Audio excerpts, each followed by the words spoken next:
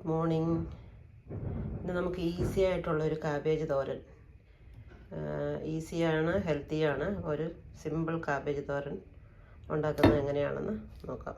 ആദ്യമായിട്ട് ചൂടായ പാനിലേക്ക് എണ്ണ ഒഴിച്ചു കൊടുത്തു. കുറച്ചെണ്ണ മതി. എന്നിട്ട് നമുക്ക് കടുക് വറക്കണം. എണ്ണ ചൂടായി കഴിയുമ്പോൾ നമുക്കതിന് കടുക് ഇട്ട് കൊടുക്കാം.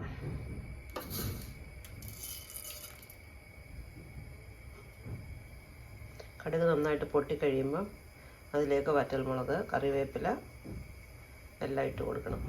കടുകെല്ലാം നന്നായിട്ട് പൊട്ടിയിട്ടുണ്ട്. അപ്പോൾ ഇനി ഇതിലേക്ക് നമുക്ക് ആവശ്യത്തിന് വറ്റൽമുളക് ഇട്ട് കൊടുക്കാം. അതോടൊപ്പം തന്നെ കറിവേപ്പില ഇട്ട് കൊടുക്കാം.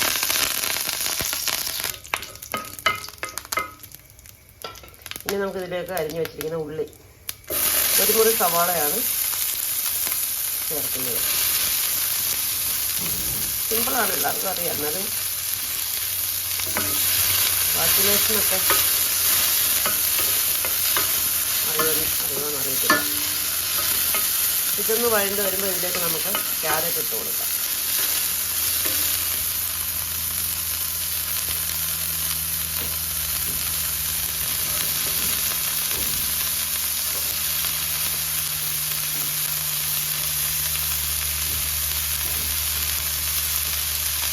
ഇതിന് കുറച്ച് വേവ് കൂടുതലുള്ളത് കൊണ്ട് നമുക്കിത്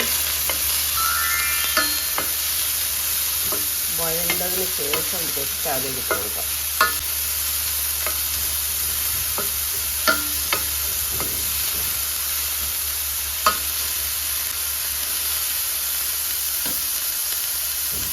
ഒരു പച്ചമുളകും ഇടുന്നുണ്ട്.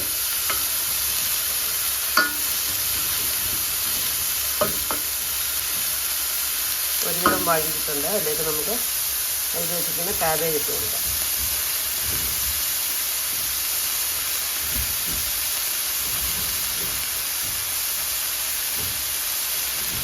ഇനി നന്നായിട്ട് ഇളക്കി ഒന്ന് വേവിച്ചെടുക്കാം.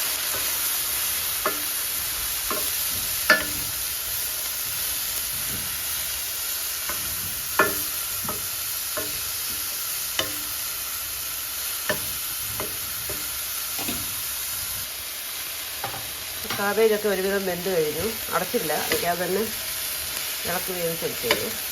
ഇവിടുത്തെ കാബേജൊക്കെ പെട്ടെന്ന് വേകുന്നതാണ്. ഒരാവി വന്നാൽ മതി, പെട്ടെന്ന് വേവും. ഇതെല്ലാം ഒരുവിധം വെന്തിട്ടുണ്ട്. ഇനി ഇതിലേക്ക് ഒരു പിഞ്ച്, ഒരു നുള്ള് മഞ്ഞൾപ്പൊടി ഇടുകയാണ്. ഒരു പൊടി മല്ലിപ്പൊടി, പിന്നെ ആവശ്യത്തിന് ഉപ്പ്. ഇനി നന്നായിട്ട് ഇളക്കി യോജിപ്പിക്കും. ഇനി നമുക്കിതിലേക്ക് അല്പം തേങ്ങ, ഉണങ്ങിയ തേങ്ങയാണെങ്കിൽ അത് ഒന്ന് നനച്ച് ഒന്ന് കുതിർത്തിട്ട് വേണം ഇടാൻ. പച്ചത്തേങ്ങയാണെങ്കിൽ അങ്ങനെ തന്നെ ഇടാം. എൻ്റെ കയ്യിലുള്ളത് ഉണങ്ങിയ തേങ്ങയാണ്, ഡെസിക്കേറ്റഡ് കോക്കനട്ടാണ്. അതുകൊണ്ട് ഞാൻ അതൊരല്പം നനച്ചിതിലേക്ക്, നനയ്ക്കണമെന്നില്ല, ഇതിന് നല്ല നനവുണ്ട്. ഈ അതിന് നല്ല കുറച്ച് വെള്ളമുണ്ട് ഇതിനകത്ത്.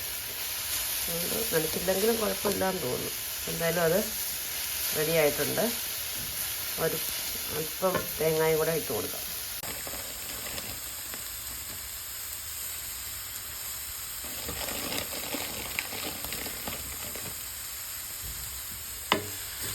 തേങ്ങയും കൂടെ ഇട്ട് നന്നായിട്ട് ഇളക്കി എടുക്കാം.